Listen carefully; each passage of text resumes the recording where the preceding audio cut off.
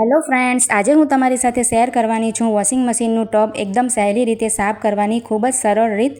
તો જે washing machine છે ને આપણે 1-2 મહિના થાય ને એટલે એને સાફ કરી જ નાખવાનો. તેનાથી શું થશે કે આપણે જે ધોયેલા કપડામાં ક્ષાર જેવું રહી જતું હોય અથવા તો કપડાં એકદમ સાફ ન ધોવાતા હોય એ બધી જ પ્રોબ્લેમ છે ને ન આવે અને તેનાથી આપણું મશીન લાંબા સમય સુધી નવા જેવું રહેશે અને કોઈ પણ પ્રોબ્લેમ તેમાં નહીં આવે. તો ચાલો વિડીયોને શરૂ કરીએ. તો સૌથી પહેલાં છે ને આપણે અહીંયા એક ઇનોનો પેકેટ લઈ લેવાનું છે. જે 10 રૂપિયાવાળો પેકેટ આવે છે તે કોઈ પણ તમે લઈ શકો છો. અને અહીંયા મેં પેકેટને ખોલી લીધું છે.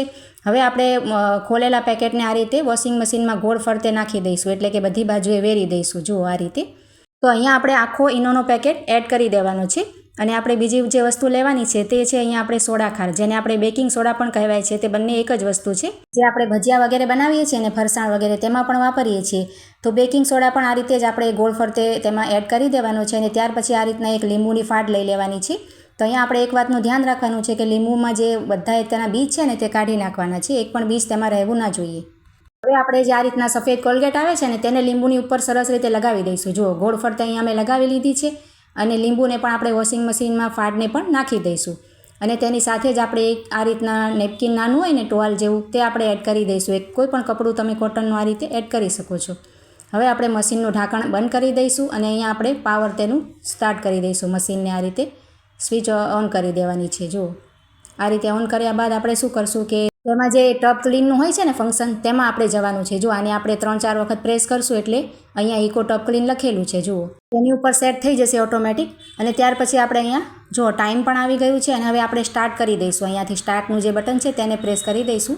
એટલે તેનું ટાઈમિંગ વગેરે બધા જે મશીન હોય છે તેમાં બધી અલગ અલગ સિસ્ટમ હોય છે. હવે જુઓ પાણી લેવાનું તે સ્ટાર્ટ કરી દેશે. અહીંયા આપણે ઓન કરી દીધું છે તો પાણી લેવાનું શરૂ થઈ ગયું. તો અહીંયા પાણીનું ટબ ભરાઈ ગયું છે અને મશીન ચાલુ થઈ ગયું છે. તો આગળ હું તમને બતાવું છું કે આ મશીનમાં રહેલું પાણી કેટલું ગંદુ થયેલું છે. અહીંયા જુઓ ટબમાં રહેલું પાણી કેટલું ગંદુ થઈ ગયું છે. રેગ્યુલર આપણે કપડાં ધોઈએ ને તો કપડાની બધી જ ગંદકી હોય ને તે ટબમાં સાઈડના અંદરના ભાગે ચોંટી જતી હોય છે. એટલે આ રીતે 2 મહિને એક વખત ટબ સાફ કરવું ખાસ જરૂરી છે.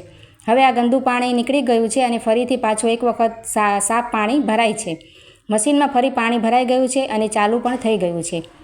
તો બીજી વખતનું પાણી પણ હવે નીકળી ગયું છે અને હવે મશીન કોરું થઈ રહ્યું છે. જુઓ તો આ રીતે જ્યારે બધી પ્રોસેસ તેની પૂરી થઈ જશે ને ત્યારે તેનું જે પાવરનું બટન ઓફ થઈ જશે અને મશીન આ રીતે આખું બંધ થઈ ગયું છે. જુઓ તમે. હવે આપણે મશીનને ખોલી લેવાનું છે અને હવે આપણે જોઈ શકીએ છીએ અંદર કે મશીન કેટલું સરસ એકદમ ક્લીન થઈ ગયું છે. તો આપણે જે કપડું તેમાં નાખ્યું હતું ટુવાલ નાનું તે અને જે લીંબુની ફાટ છે તે પણ આપણે કાઢી લઈશું. જુઓ લીંબુની ફાટ પણ એકદમ સરસ તેનો બધો રસ નીકળી ગયો છે. અને મશીન પર તમે જોઈ શકો છો એકદમ નવા જેમાં તેમાં ચમક આવી ગઈ છે. તમને નજીકથી પણ બતાવું છું. જુઓ તો જો આ રીતે આપણે ઘરમાં જ મશીનને સરસ 1-2 મહિને સાફ કરી લઈએ ને તો ક્યારે આપણે મશીન ખરાબ થવાની આપણે જે પ્રોબ્લેમ આવતી હોય તે પણ ન આવે ને કપડાં પણ આપણા એકદમ સરસ રીતે ધોવાતા હોય. અને અહીંયા જુઓ સાઈડમાં આ રીતે જાળી હોય છે તો એમાં પણ કપડાનો બધો મેલ જામી જતો હોય છે. તો આ જે બોક્સ હોય છે ને તેને પણ આપણે સાથે સાથે ક્લીન કરી લેવાનું, જેથી એમાં બધો જ જે મેલ જામેલો હોય તો આ રીતે સાફ થઈ જાય.